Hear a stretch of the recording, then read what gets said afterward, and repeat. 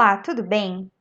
Essa é uma aula para eu te explicar como fazer um teste T para duas amostras independentes no R. Então, nessa aula, eu vou te ensinar como fazer o teste de Shapiro-Wilk, que verifica a normalidade dos dados. E eu vou te explicar como fazer um Shapiro-Wilk separado por grupos. Vou te ensinar também como fazer o teste de Levene, que verifica a homogeneidade de variâncias. A homogeneidade de variâncias, assim como a normalidade, é um pressuposto do teste T. Além disso, eu vou te explicar como fazer o teste T, tanto unicaudal quanto bicaudal, e no final a gente vai fazer um box plot desses dados separados por grupos. Vamos lá?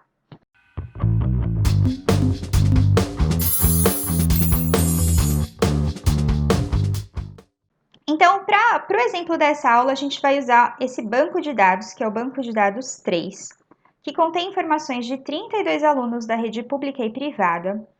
E o nosso objetivo, a nossa pergunta aqui é: será que a posição que o aluno ocupa na sala, se ele senta na frente da sala ou nos fundos, tem alguma influência, tem efeito sobre as notas dele nas disciplinas de biologia, física e história?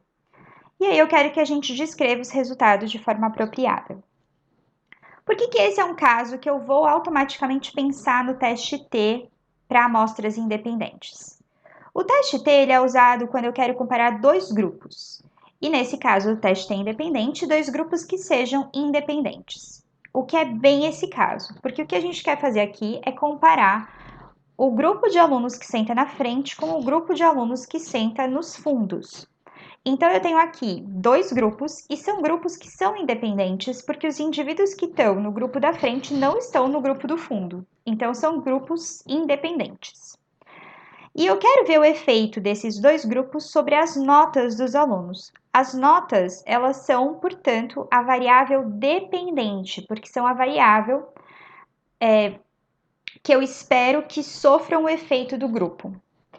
E nesse caso, no caso das notas, eu tenho variáveis que são dependentes e são numéricas. E é exatamente isso que o teste T testa. Ele compara quando eu tenho variáveis dependentes numéricas e eu tenho dois grupos independentes. Então, ele vai ser provavelmente o teste adequado. Para eu ter certeza que ele é o teste adequado, eu tenho que verificar se o meu banco de dados, a minha amostra, atende aos pressupostos para que eu possa fazer um teste T, que são basicamente a normalidade e a homogeneidade de variâncias. Então, a gente vai testar isso e vai fazer o teste T ao final. Para te ensinar a fazer o teste T para amostras independentes, eu vou usar esse script. Esse script está disponível para download na descrição do vídeo e o banco de dados que eu vou utilizar também está disponível na descrição. Então, se quiser ir fazendo junto comigo para acompanhar, vai dar certo. O primeiro passo vai ser carregar os pacotes que vão ser utilizados. Eu já expliquei mais sobre instalação e como carregar pacotes em aulas anteriores, então agora eu vou mais rapidinho, ok? Então, a gente vai usar nessa aula o pacote dplyr para visualização dos dados. A gente vai usar também esse pacote rva-idmoa, não sei muito bem como fala, que é um pacote que permite que eu faça o Shapiro-Wilk dividido por grupos. E a gente vai usar o pacote car, que traz o teste de Levene. Então, eu vou selecionar tudo e vou rodar esse código. Esse código está dizendo o seguinte: caso você já tenha esses pacotes instalados no seu computador, ele só vai carregar esses pacotes. Caso você não tenha instalado, ele vai instalar e então carregar. Então, vou rodar tudo isso dando Ctrl Enter. Pronto. Eu sei que ele terminou de rodar porque ele ficou aqui com o sinal de maior, então terminou. O próximo passo vai ser carregar o banco de dados.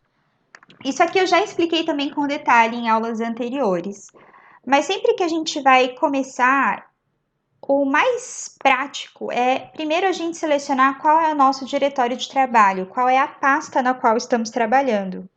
Então, quando eu pedir um arquivo para o R vai procurar nessa pasta. Então, para isso, eu gosto de fazer isso manualmente. Você vem aqui em Session, Set Working Directory e Choose Directory. Ou você poderia usar esse comando aqui também, né? Ctrl Shift H. Então, eu vou selecionar que eu quero que a área de trabalho seja o meu diretório de trabalho. E pronto, selecionado. O próximo passo vai ser carregar esse banco de dados, abrir esse banco de dados no R. Então, eu vou carregar esse banco de dados que chama Banco de Dados 3, que está no formato CSV, o formato separado por vírgulas. Vou dizer que o separador de colunas é ponto vírgula e o separador de decimal é vírgula. Tudo isso eu expliquei com mais detalhes também nos vídeos anteriores. E eu vou ler esse pacote, esse banco de dados, e eu vou atribuir a esse banco de dados o nome dados. Para toda vez que eu for utilizar esse banco de dados a partir daqui, eu poder usar só a palavra dados, que o R já vai saber que dados é esse banco de dados. Então, eu vou rodar essa parte do código com Ctrl Enter. Parece que nada mudou, mas veja que aqui ele já identificou que tem dados e eu tenho 32 observações e 7 variáveis. Para visualizar esse banco de dados, eu gosto muito de usar essas duas funções.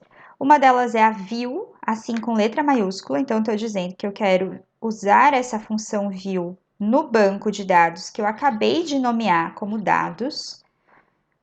E vou rodar aqui, Ctrl Enter. Essa função view permite que eu olhe para a cara do banco de dados e se você, como eu, é uma pessoa acostumada a trabalhar com Excel ou SPSS, essa visão do banco de dados, ela é mais reconfortante. Então, é legal a gente olhar para a cara dele, né? Eu tenho aqui uma variável sujeito, que é uma identificação do sujeito, o gênero, a escola, aqui dividida em pública e privada, a posição na sala e as notas de biologia, física e história. Uma outra função que eu gosto também para enxergar o banco de dados é essa glimpse. Vou rodar ela aqui com Ctrl Enter.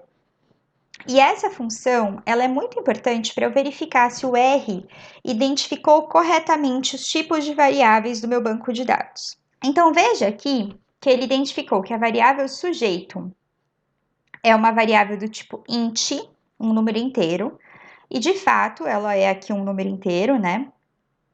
Ele identificou que as variáveis gênero, escola e posição na sala são do tipo FCT. FCT é factor, então ele identificou essas variáveis como fator, e tá certo. Uma vez que elas são variáveis categóricas, que eu vou usar como variáveis independentes, elas são fatores. E ele identificou as notas de biologia, física e história como DBL.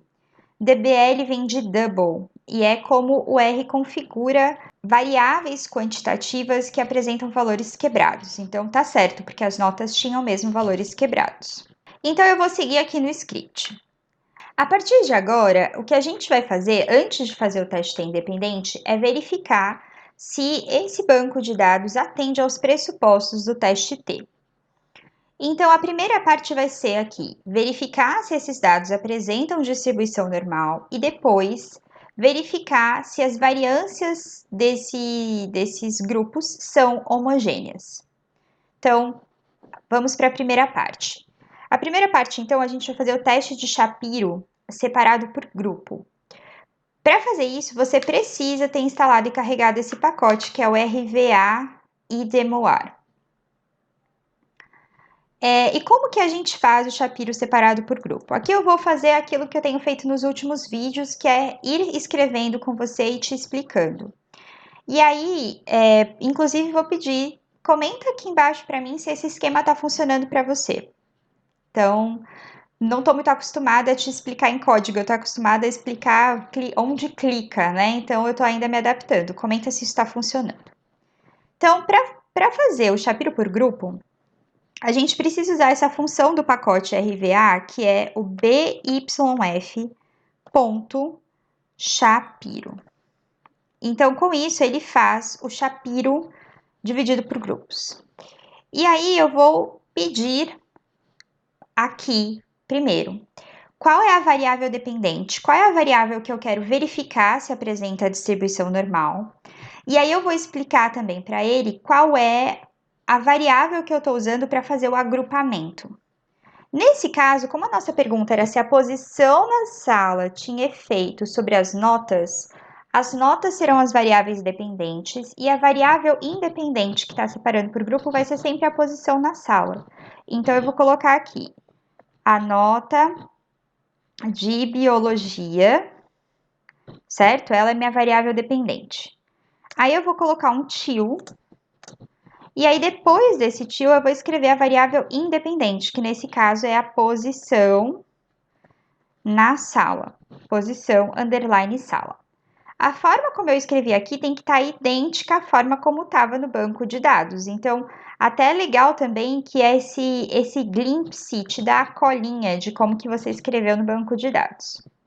E aí, para terminar, eu preciso dizer, ok, eu quero que ele pegue a variável nota de biologia e a variável posição na sala, mas de que banco de dados? Do banco de dados que eu chamei dados. Então, vírgula, dados.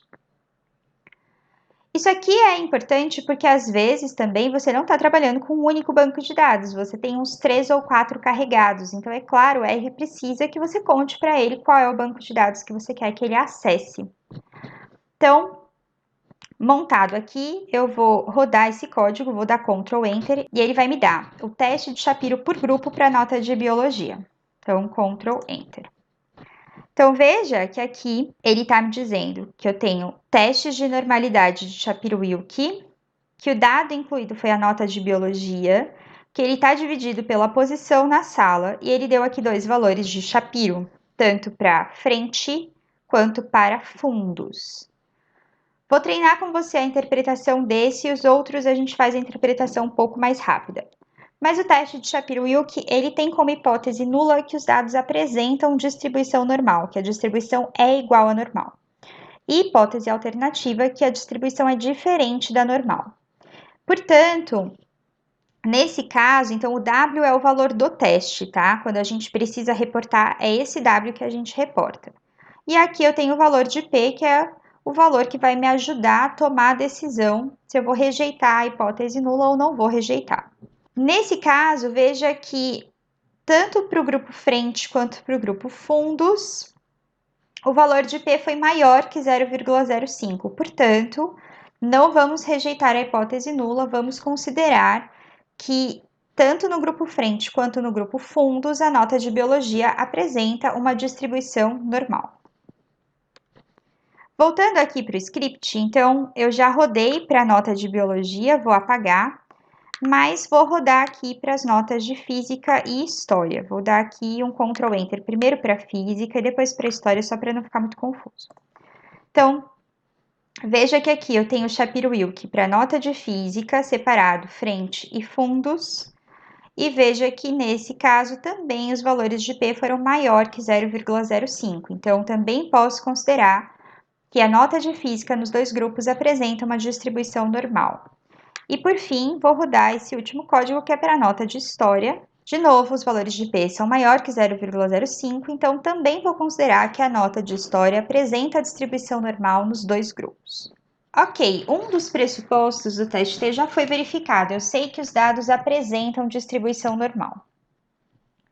Aqui vale a pena fazer só um comentário que não é um consenso de que a gente deveria olhar a normalidade separada por grupo, mas é a recomendação mais frequente e tem bastante literatura para embasar essa escolha. Inclusive, vou deixar uma referência na descrição do vídeo. O próximo passo, então, vai ser verificar se as variâncias são homogêneas, usando um teste que é o teste de Levene. Para fazer o teste de Levene, a gente usa essa função Levene teste que vem no pacote car. Então, só vai funcionar se você tiver com o pacote car instalado e carregado. Para fazer essa função, então é bem parecido com o que a gente fez para o Shapiro. Ela chama Levene teste, não é o ponto teste. E entre parênteses vou colocar qual é a variável dependente. Então, vou começar aqui com a nota de biologia. Toma cuidado que ele diferencia maiúsculas de minúsculas. Vou dizer que isso está separado pela posição na sala, com um til, tá vendo? E que isso está dentro do pacote de dados. Aqui no caso do Levene, a gente tem um detalhe que é o seguinte: se a gente rodar essa função desse jeito, ele vai rodar um teste de Levene que é baseado na mediana. Esse é um teste de Levene mais robusto.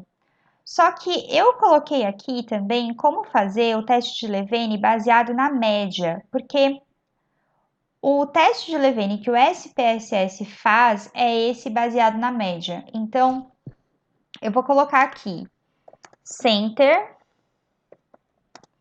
igual a min. Então, o centro é a média. Então, com base nisso, ele vai rodar um teste de Levene baseado na média, que é muito mais parecido com o do SPSS. Eu dei espaço aqui, poderia não ter dado, tá? Para ficar igual de baixo, dá na mesma, não tem problema. Então, eu vou rodar aqui o teste de Levene para a nota de biologia. Ctrl Enter. Então, veja que eu tenho aqui o resultado do teste de Levene, o valor de F dele, que esse é 1,0359, os graus de liberdade e o valor de P. Então, interpretando o teste de Levene,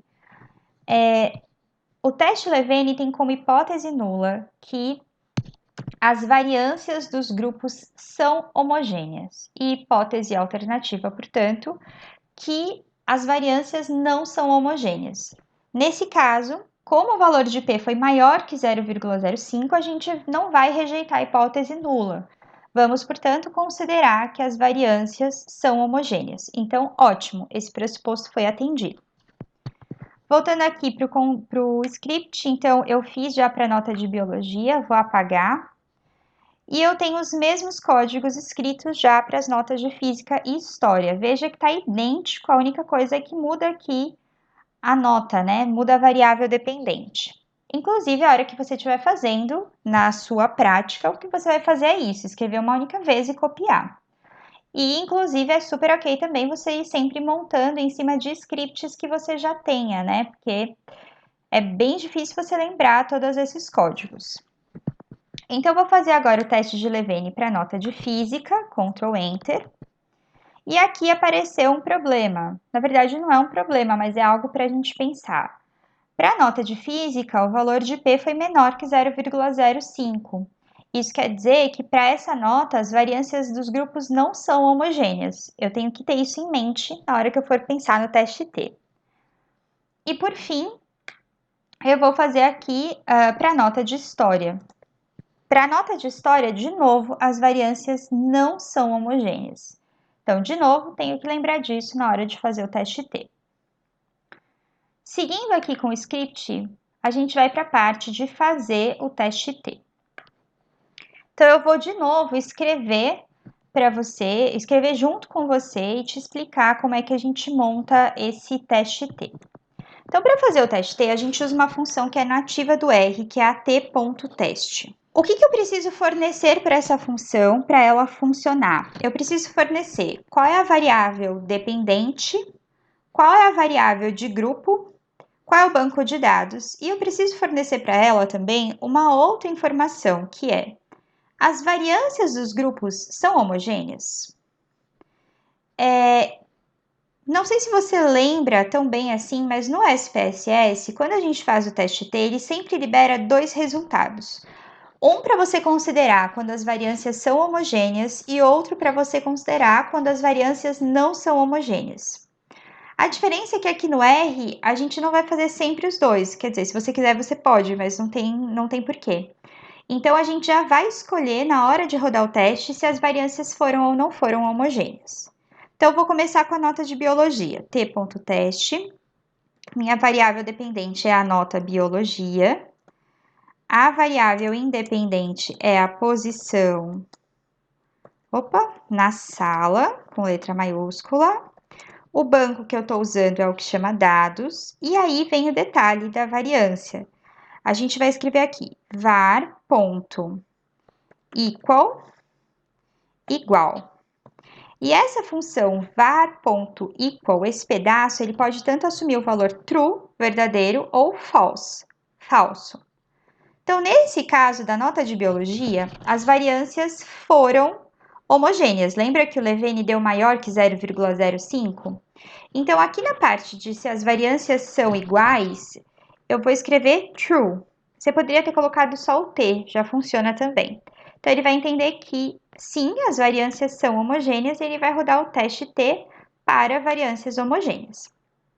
A hora que eu rodar aqui com Ctrl Enter, então veja que ele liberou aqui, que ele usou o dado nota de biologia dividido pela posição na sala, que o valor de T foi 4,6027, 30 graus de liberdade, e um valor de P de 7,13 e a menos 0,5.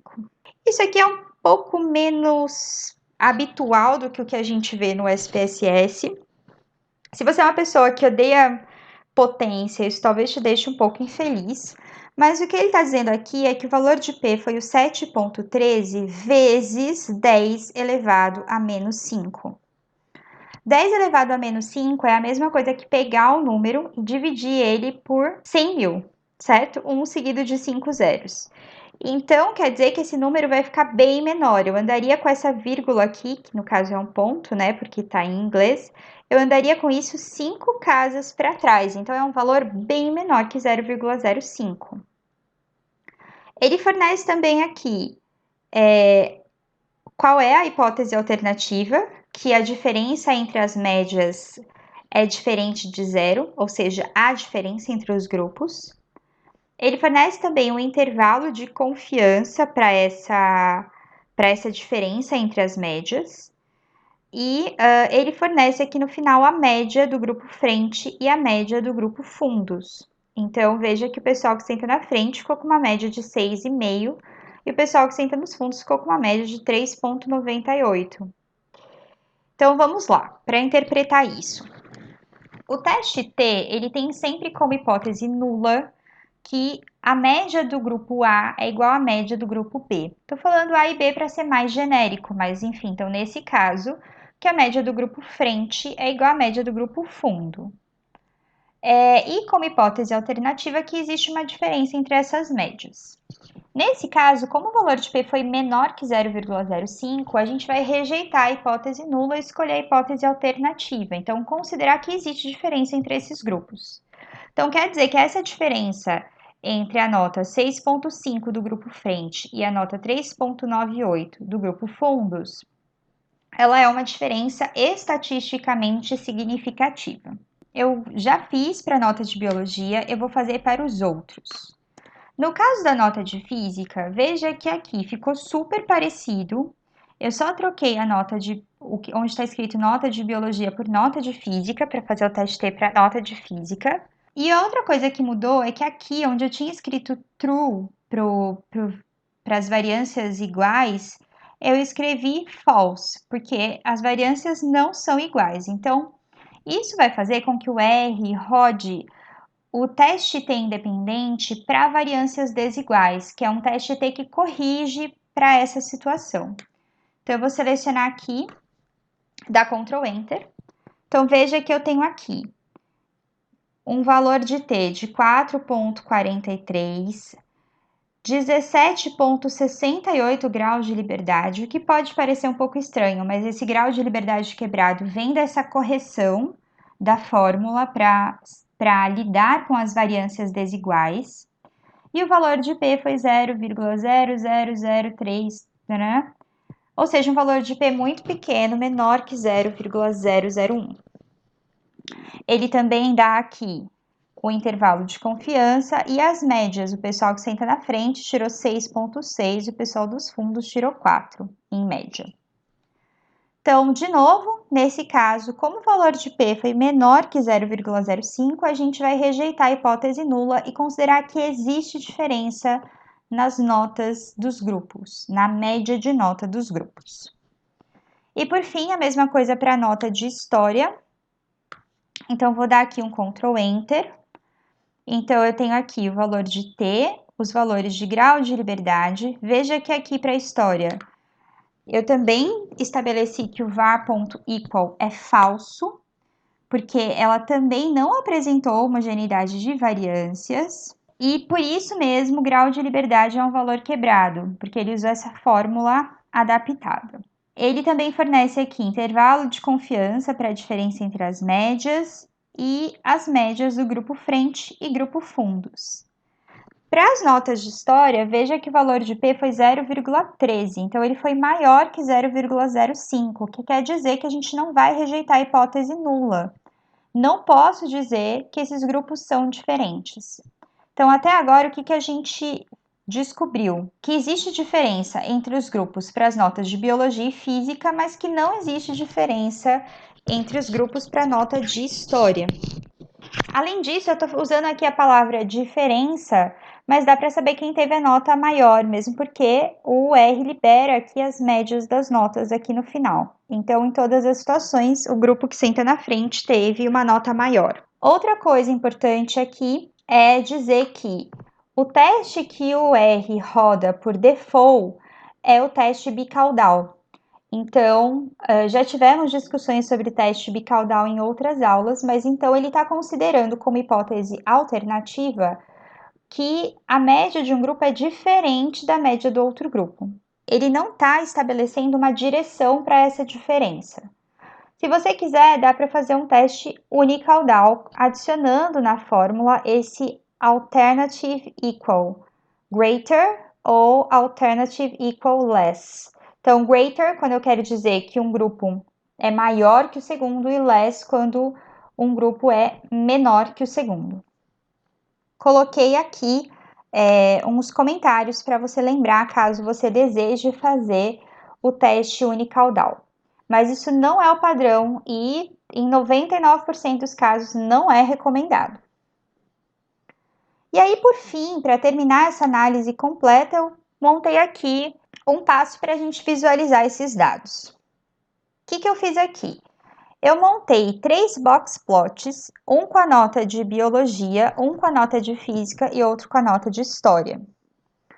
Como foram montados esses box plots? Vou explicar aqui reproduzindo o da nota de biologia. Então, usando a função boxplot, que é nativa do R, e eu vou colocar aqui que eu quero o boxplot de quem? Da nota de biologia. Eu disse também aqui que eu quero que essa nota de biologia esteja dividida pela posição na sala.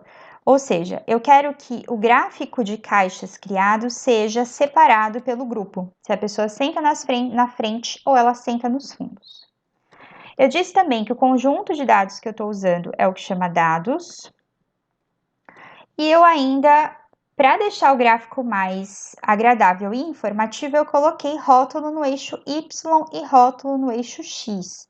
Então, eu coloquei aqui que o eixo Y, o rótulo dele, o YLab, é igual a notas de biologia. Então, o que está sendo representado no eixo Y é a nota de biologia. E o rótulo do eixo X, que vai ser aí o eixo que vai estar separado pelos grupos da variável independente, eu marquei que ele está representando posição na sala. Eu vou rodar esse código aqui só para você ver o que acontece. Então, se eu der Ctrl Enter aqui, veja que aparece um boxplot já aqui no canto. Vou clicar aqui no zoom, só para a gente conseguir ver numa janela separada, maior. Então, veja que eu tenho um boxplot para o pessoal que senta na frente, outro para o pessoal que senta nos fundos, e ainda o pessoal dos fundos eu tenho aqui uma nota que é um outlier, né? É uma nota que está acima do limite superior da nota do pessoal que senta nos fundos. Então, veja que esse gráfico já está com uma cara mais bonitinha, mais publicável. Dá para deixar os gráficos mais bonitos? Sim, principalmente quando você usa alguns pacotes específicos para a criação de gráfico. Para a gente, por enquanto, isso basta. Então, eu vou fechar aqui. E aí, o que eu fiz para te explicar aqui meu código? Eu escrevi esse mesmo código para a nota de biologia, para a nota de física e para a nota de história. Eu fui mudando aqui qual era a variável dependente. E eu só mudei aqui qual era o rótulo do eixo Y, né? Então, quando era nota de física, escrevi nota de física. Quando era nota de história, escrevi nota de história. E aí, o que é legal é que eu coloquei aqui um código para você conseguir colocar esses 3 gráficos numa mesma figura. Esse código é esse código par. E aí, eu estou dizendo aqui que eu quero colocar os gráficos em uma única linha e 3 colunas. Então, como eu estabeleci uma única linha, quer dizer que esses 3 gráficos vão sair lado a lado. E eu estabeleci aqui 3 colunas, certo? Então, uma primeira coluna com o primeiro gráfico, a segunda com o segundo gráfico, a terceira com o terceiro gráfico. Vou colocar aqui, vou rodar tudo isso para você ver o que acontece. Então, se eu selecionar tudo e der Ctrl Enter, veja como o gráfico aqui mudou. Vou dar um zoom para a gente enxergar melhor. Então, veja que eu tenho aqui notas de biologia, de física e de história, tudo um ao lado do outro.